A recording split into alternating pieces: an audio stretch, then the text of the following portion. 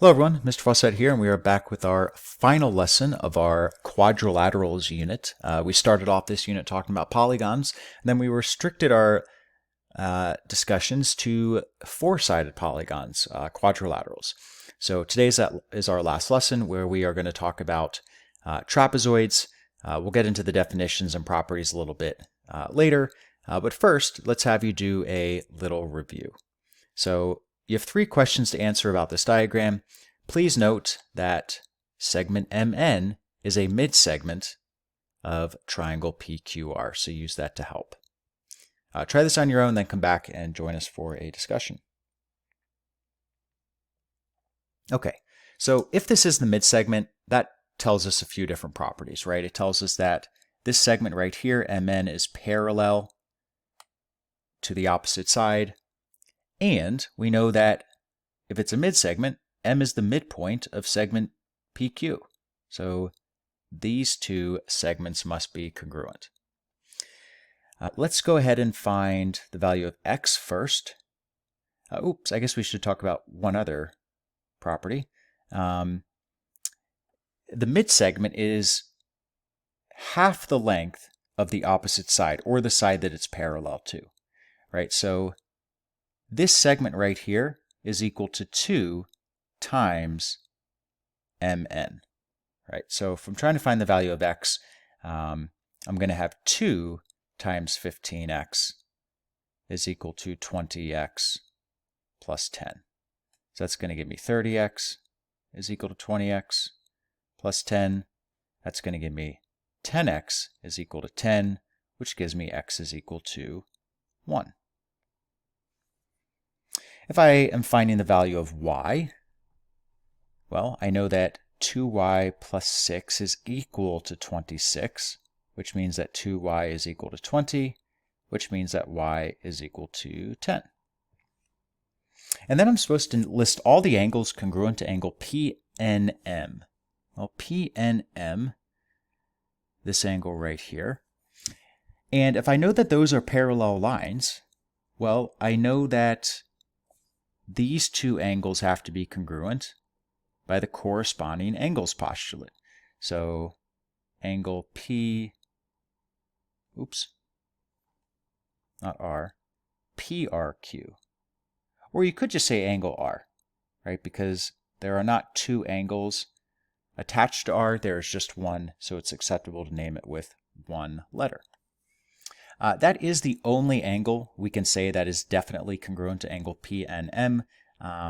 It looks like some of these other angles are, but we can't be sure, right? There's no theorem that would let us say that for sure. So that's the only angle.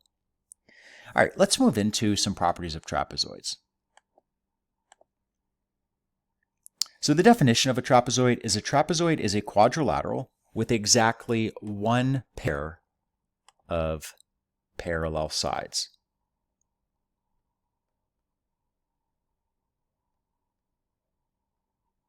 The key word is exactly one pair, because if it had two pairs of parallel sides, well, then we'd have a parallelogram, and parallelograms are not trapezoids.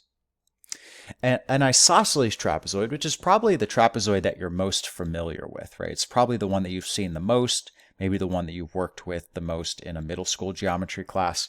But an isosceles trapezoid is a trapezoid with two congruent sets of base angles, two congruent non-parallel sides, and diagonals that are congruent. Wow, that was a lot, right? So let's break it down. Two congruent sets of base angles. Now, base angles are the ones that are between or let's say they both lie on the parallel sides, right? So they have to touch the same parallel side. So these two would be base angles, and then we have these two as base angles as well. So it's got to have two sets of congruent base angles, two congruent non-parallel sides. So the parallel sides are not the ones that are congruent, because remember, that would actually make it a parallelogram, right? If there's one pair of parallel and one pair of parallel and congruent sides, that makes a figure a parallelogram. For a trapezoid, it's got to be the non-parallel sides. And then the diagonals, if we drew those in, those have to be congruent. So AC would be congruent to segment BD. So that's an isosceles trapezoid. Okay, let's do a bit more exploring here to figure out some of the properties. So it says follow the directions, it's already fixed in your paper. Follow the directions below to fill in the chart and make conjectures about the properties of trapezoid midsegments. So just like we have midsegments of triangles, which we dealt with in our do now, we can have midsegments of trapezoids. And it's going to walk you through the steps to figure out how to draw and find those trapezoid midsegments. Notice that you will have all three of these trapezoids to work with. So you're going to do this process 3 different times. After you have drawn in your midsegments, you will be measuring the length of base 1, the length of base 2, and the length of the midsegment for all 3 trapezoids. Okay, then you're going to state any relationships you notice between the bases and the midsegment. So hopefully you have a ruler, because you don't want to be guessing at this. You want to measure precisely. And you're going to work your way through all 3 of these trapezoids. Just to clarify again, if I have a trapezoid here, doesn't matter whether it's isosceles or not, the parallel sides are considered the bases, and the legs,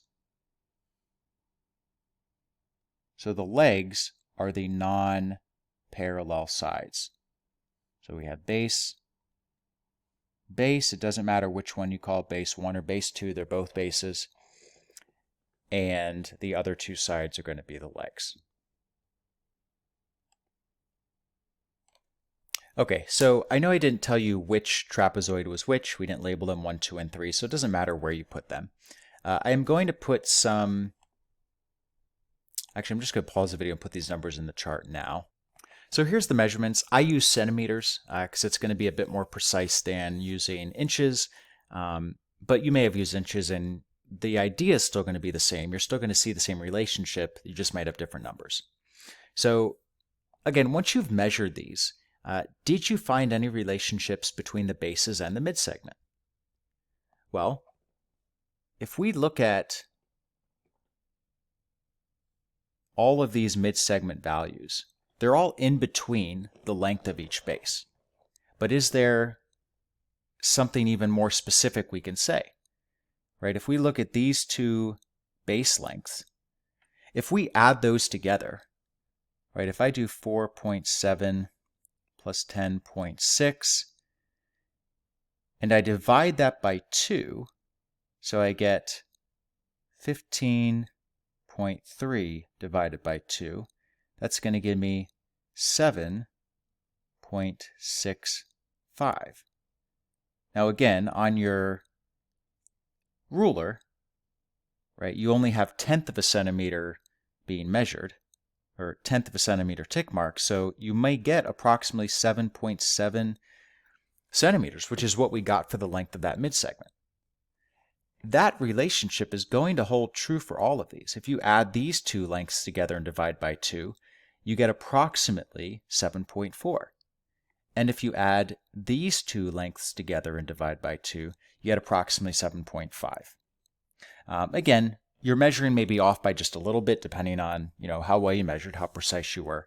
But in general, the average of the base lengths will be the length of your midsegment. So let's write that down. The average of the lengths of the bases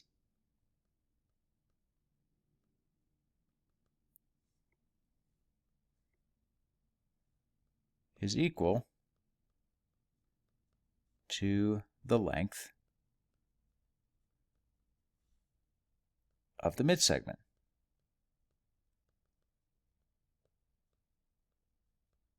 So again, the average is just adding both bases together and dividing by 2. That will give you the length of the midsegment. If you were unsure of what you were doing down below, let me just do one example for you, just so we can make sure we're on the same page with these midsegments. To find the midsegment of a trapezoid, right, you'd find the midsegment of each leg. So midsegment meaning both of these sides are congruent, and then you would draw a segment between the two midpoints of each leg. Okay, and what they're saying is that if you add base 1 and base 2 together, we'll just call this length of the midsegment D. So D is going to be equal to base 1 plus base 2 divided by 2 every single time. Okay, were there any other relationships? Now that we have a diagram in front of us, are there any other relationships between the midsegment and the bases? Well, just like in a triangle, the midsegment is parallel to the sides that it doesn't intersect. So the midsegment will always be parallel to both bases, which is going to open up some angle relationships for us, right? Okay, but those are the two key relationships. The midsegment is parallel to both bases, and it is the average length of the bases. So if we add the two bases together and divide by 2, that gives us the length of the midsegment.